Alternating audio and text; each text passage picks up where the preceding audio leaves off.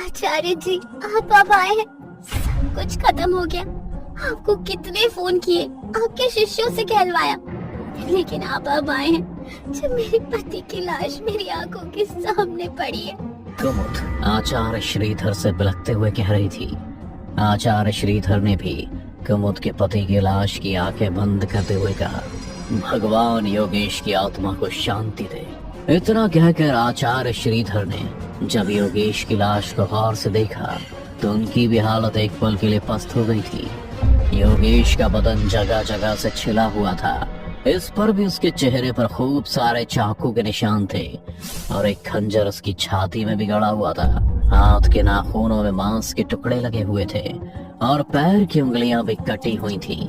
आचार्य श्रीधर लाश का मुआयना करते हुए किसी नतीजे पर पहुंच पाते इससे पहले ही उन्हें कमरे के कोने में किसी के दर्द में कराहने की आवाज आई। ये अभी जिंदा है, चलो जल्दी करो, इसे अस्पताल लेकर जाना है। कुमुद, तुम सुन भी रही हो, वरना लक्ष्मी यहीं मर जाएगी। आचार्य श्रीधर लक्ष्मी को देख तुरंत उसके पास गए और उसका सिर अपनी गोद में रख उसे होश में लाने की कोशिश करने लगे। मर जाए मेरी बला से, वैसे भी मेरा बचा ही क्या है। सब कुछ तो इसमें बर्बाद कर दिया। जो कुछ हुआ है वो इसी ने किया है। मेरे योगेश को मुझसे छीनने वाली यही डायन है। कुमुद ने अपने पति की लाश को एकटक देख गुस्से में आचार्य श्रीधर से कहा। आचार्य को भी कुमुद की बात बिना सिर पैर की लग रही थी। नहीं, तुम झूठ बोल रही हो कुमुद, लक्ष्मी ऐसा कभी नहीं कर सकती है, तुम्हें जरूर कोई गलतफहमी हुई है। आचार्य श्रीधर अभी बोल ही रहा था कि तभी लक्ष्मी बेहोश हाल में ही खून की उल्टियां करने लगी।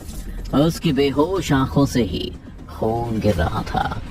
आचार्य श्रीधर ने जब लक्ष्मी की पलकें उठाई तो वो भी डर के मारे सहम गया, क्योंकि लक्ष्मी की आंखों की जगह काले गड्ढे थे जिनसे किसी डायन की उंगलियां बाहर आ रही थी। ये सब देख आचार्य भी लक्ष्मी को उसके हाल पर छोड़ पीछे हट गया और तुरंत ही कुमुद का हाथ पकड़ उसे घर से बाहर ले जाते हुए कहा, कुमुद, तुम्हारा यहाँ रहना अब खतरे से खाली नहीं है। इस घर से जितना जल्दी चले जाएं, उतना अच्छा होगा।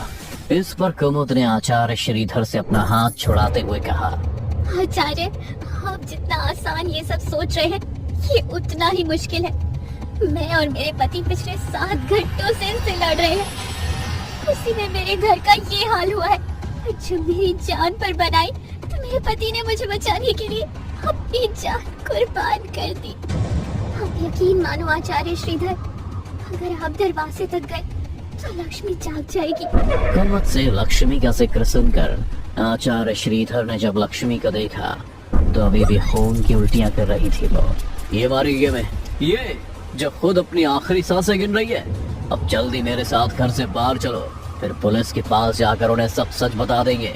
घर से बाहर जाने के नाम पर ही कुमुद डरने लगी थी। नहीं, मत जाओ घर के बाहर, वरना वो जाग जाएगी, फिर हम में से कोई जिंदा नहीं बचेगा। होश में आओ कुमुद, मैं हूं ना, कुछ नहीं होने दूंगा तुम्हें, मेरा यकीन करो। आचार्य श्रीधर की बात सुन कुमुद उसका हाथ पकड़ कांपते हुए बाहर जाने को हुई ही थी कि उसे किसी के मुर्राने की आवाज सुनाई दी। आवाज सुन कुमुद ने जब पीछे मुड़कर देखा तो लक्ष्मी तो खून की उल्टियां कर रही थी कि तभी आचार्य श्रीधर ने कुमुद को इशारे से योगेश की लाश को देखने को कहा, जिसे देख उसके भी होश उड़ गए। योगेश की लाश धीरे धीरे खुद ब खुद अकड़ने लगी थी, जिसका मतलब साफ था कि अब योगेश किसी के वश में है। पर अगले ही पल आचार्य श्रीधर कुमुद का हाथ पकड़ घर के दरवाजे तक पहुंच गया। उसने दरवाजा खोलने के लिए हैंडल को पकड़ा ही था कि तभी किसी ने आचार्य श्रीधर के कंधे पर हाथ रख उसके कान में कहा, इतनी भी क्या जल्दी आचार्य, आप अभी तो हमारे घर आए और मेरी पत्नी के साथ आपने अभी तक गुलछा भी नहीं लाए, उसके बिना कैसे जा सकते हैं? ये बात सुनते ही आचार्य श्रीधर ने जैसे ही पीछे मुड़कर देखा तो उसके होश उड़ गए। उसके कंधे पर हाथ रखने वाला कोई और नहीं बल्कि पति योगेश था। योगेश का चेहरा अब पहले से और खूंखार और डरावना हो गया था। उसके चेहरे पर जो कटे हुए निशान थे उनसे अब कीड़े निकल रहे थे, जिन्हें देख आचार्य श्रीधर की रूह कांप गई। पर इससे पहले वो कुछ समझ पाता, योगेश ने आचार्य श्रीधर को गर्दन से पकड़ हवा में उठा दिया। अपनी आंखों के सामने ये सब होता देख कुमुद योगेश के पैर पकड़ गिड़गिड़ाने लगी थी। आचार्य को छोड़ दीजिए, उन्होंने कुछ गलत नहीं किया, छोड़ दीजिए उन्हें। आपकी गुनहगार मैं हूँ, आचार्य नहीं। कुमुद ने अपनी बात खत्म की थी कि योगेश ने उसे लात मारकर खुद से दूर झटक दिया और आचार्य श्रीधर के गले को और जोर से दबाने लगा। आचार्य की आंखों की पुतलियां भी अब फटने को हो गई थी कि तभी बहुत हिम्मत कर आचार्य ने अपनी जेब से एक रुद्राक्ष की माला निकाल योगेश के गले में डाल दी, जिससे योगेश फिर से एक लाश बन गया और आचार्य वापस से जमीन पर आ गिरा। कुछ पल खुद को संभालने के बाद आचार्य श्रीधर ने फिर से दरवाजा खोलने की कोशिश की, पर वो नहीं खुला और एक बार फिर से घर में किसी के दर्द में कराने की आवाज आने लगी। आचार्य ने आहिस्ता आहिस्ता जब चीजों पर नजर दौड़ाई तो उन्हें कुछ भी ऐसा खास और डरावना नहीं दिखा कि अचानक ही उनकी नजर ठहर गई। उनकी आंखों में आंसुओं का सैलाब उमड़ पड़ा था। आचार्य श्रीधर की आंखों के सामने ही कुमुद अपनी आखिरी सांसें गिन रही थी। दरअसल हुआ ये था कि योगेश ने जब कुमुद को लात मारी तो एक नुकीली चीज कुमुद की छाती के आर पार घुस गई थी। ये कैसे हो गया कुमुद, तुम भी अब छोड़कर जा रही हो?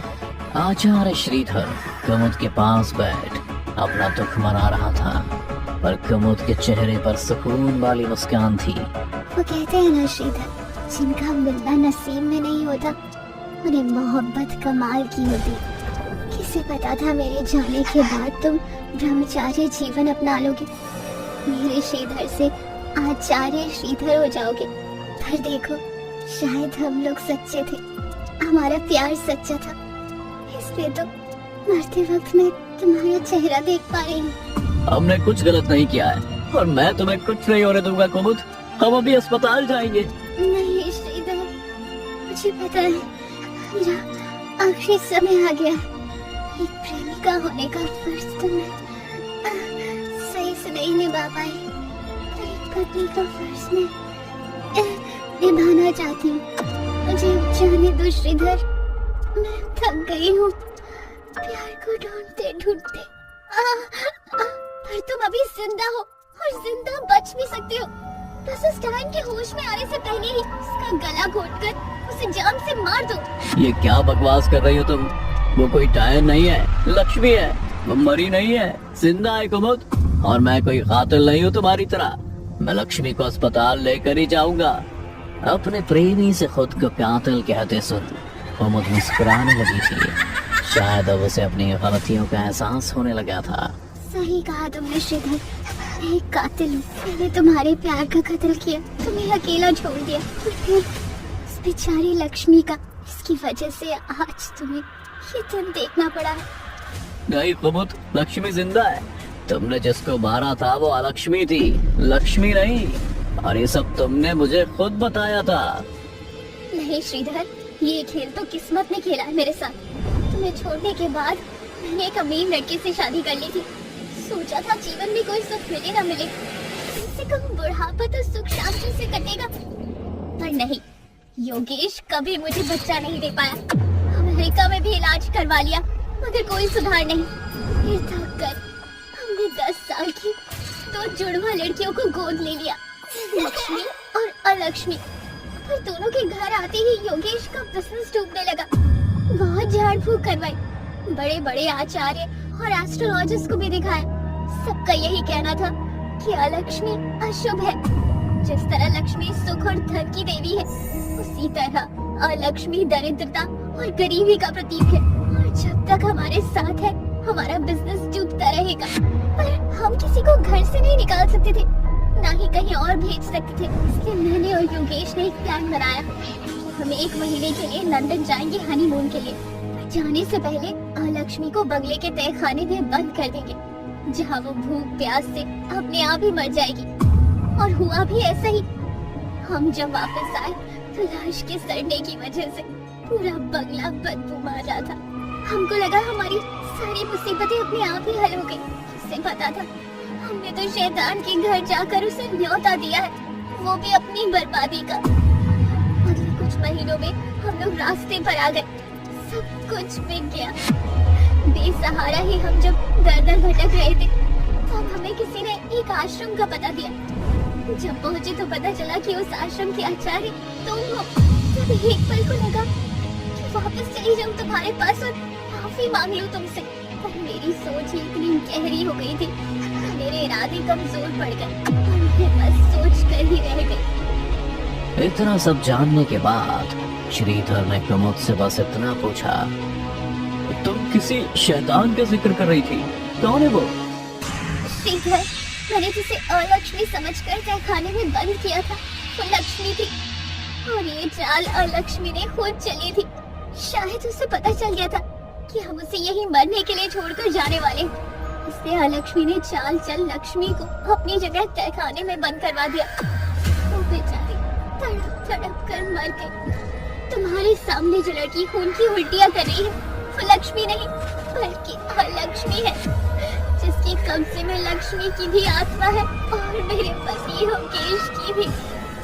कब्जे में? बोला ये कैसे मुमकिन है? मुमकिन है श्रीधर, न जाने कहां से अलक्ष्मी ने काला जादू सीखा, तभी तो उसने लक्ष्मी की आत्मा को अपने वश में किया। मुझे जब इस बारे में पता चला, मैंने उसके खाने में जहर मिला दिया, पर वो भी उसने आधा ही खाया। पूरा खा लेती तो शायद मैं विधवा नहीं मरती। जहर का असर कभी भी खत्म हो सकता है और वो कभी भी होश में आ सकती है श्रीधर, इसलिए बोल रही हूँ, गला दबाकर उस जॉन को मार डालो। कुमुद से सारी कहानी जान श्रीधर के होश उड़ गए थे। उसे अब सच में डर का एहसास होने लगा था। वो अभी कुमुद से बात कर ही रहा था कि तभी उसने अपने पीछे किसी को महसूस किया। श्रीधर ने जब पीछे मुड़कर देखा तो उसके पैरों तले जमीन खिसक गई। अलक्ष्मी उसके सामने अपने ही हाथ का मांस नोच खा रही थी। वो तुरंत ही अपनी जेब टटोल रुद्राक्ष की माला ढूंढने लगा था, पर वो तो उसने कुछ देर पहले ही योगेश को शांत करने के लिए उसके गले में डाल दी थी। श्रीधर भी समझ गया था कि अब उसकी जान खतरे में है। वो डर के मारे घर से बाहर जाने को हुआ ही था कि तभी अलक्ष्मी ने श्रीधर को गर्दन से पकड़ उसे हवा में उठा दिया। छोड़ दे गायब, श्रीधर ने तेरा क्या बिगाड़ा? तेरी बहन को मैंने मारा था, फिर उसकी सजा तुम श्रीधर को क्यों दे रहे हो? क्यों? जब तेरा अपना कोई तेरी आंखों के सामने मर रहा है तो तुझे बड़ी तकलीफ हो रही है। मेरी लक्ष्मी भी इसी तरह तड़पी होगी, उसकी सजा तो तुझे मिलकर ही रहेगी। ये कहते हुए अलक्ष्मी का गुस्सा फूट पड़ा, जिस वजह से उसने श्रीधर की गर्दन इतनी जोर से दबाई कि उसकी आंखों की पुतलियां फटकर बाहर आ गई। श्रीधर की ऐसी बेरहम मौत देख कुमुद ने भी दम तोड़ दिया। अगली सुबह जब पुलिस तक इस मामले की खबर पहुंची तो उन्हें भी कुछ समझ नहीं आया, पर मामले को रफा दफा करने के लिए उन्होंने कुमुद और श्रीधर के कॉलेज की प्रेम कहानी को मुद्दा बनाकर केस को नया मोड़ दिया और जनता को एक नई कहानी कि कुमुद और श्रीधर के बीच अवैध संबंध थे। और जब ये बात योगेश यानी कुमुद के पति को पता चली तो उसने गुस्से में दोनों को मार दिया और खुद आत्महत्या कर ली। रही बात लक्ष्मी की, तो वो अपनी जवानी एक सरकारी अनाथालय में काट रही है, जहां उसका हाल चाल पूछने के लिए बस एक ही जन है और वो है उसकी बहन की आत्मा लक्ष्मी, जिससे वो आज भी घंटों बात करती है।